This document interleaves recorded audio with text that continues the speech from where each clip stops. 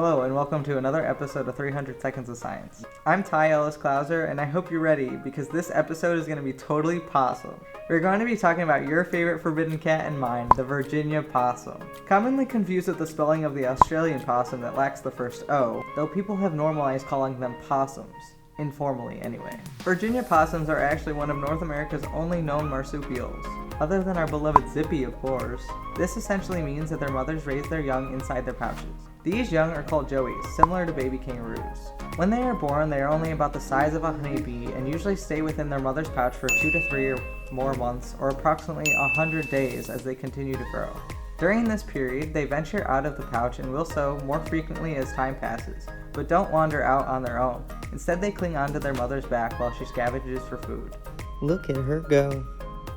Over the years, possums have gained a reputation for knocking over trash cans, digging up gardens, and killing livestock, when in reality, they are often the ones that stop to clean up the messes left by their troublesome counterparts.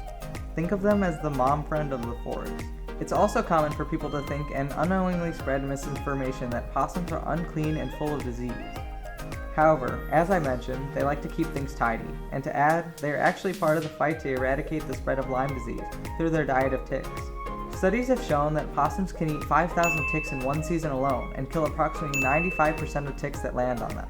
Ticks aren't the only thing on the menu for the Virginia possum. Believe it or not, they also eat cockroaches, beetles, slugs, rats, and snakes, just to name a few. This has led scientists to study possums more closely in hopes to learn more about developing remedies for things like venomous snake bites.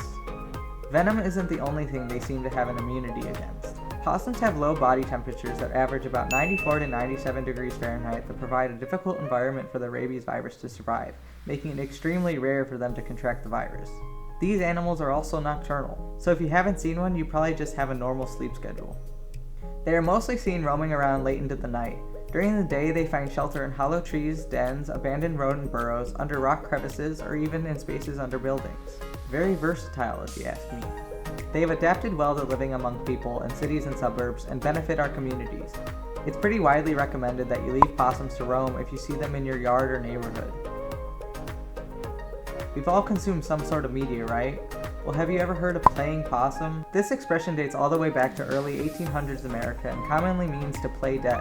This is based on a defense mechanism used by the Virginia possum, but is much more complex than just simply pretending to be dead. When a possum feels threatened, they fall to their side, stare blankly ahead or close their eyes, and let their tongue fall and hang from their mouth as they lay stiff and motionless.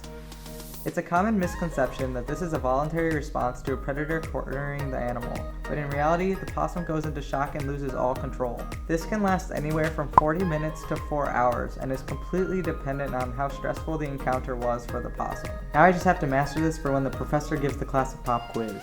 The oddity of this technique doesn't end here though. While the possum feigns death, they actually are able to produce an odor that resembles the smell of decay to put off the predators even more than they already were.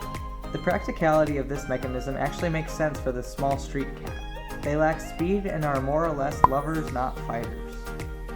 Although many may think their peaceful personalities got the best of them in this one, they adapted, and it actually can be quite effective. After hearing all of this, you're probably thinking that most possums die of natural causes. However, despite the fact that playing possum deters living predators, it doesn't save them from their ultimate predator, cars.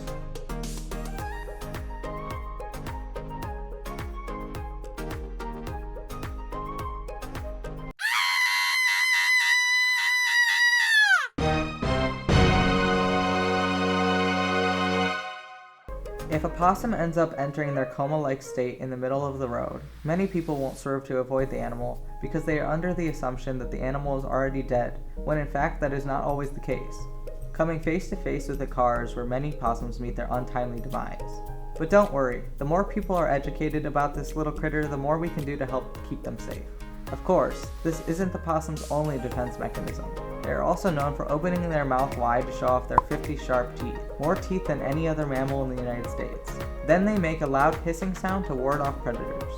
Now that all of you know a little more about the Virginia possum, I hope you can walk away feeling safer and like you got a backyard ally.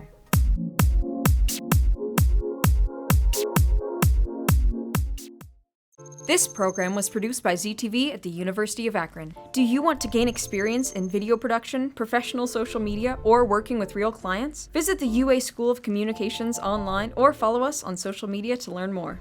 ZTV, make media, make a difference.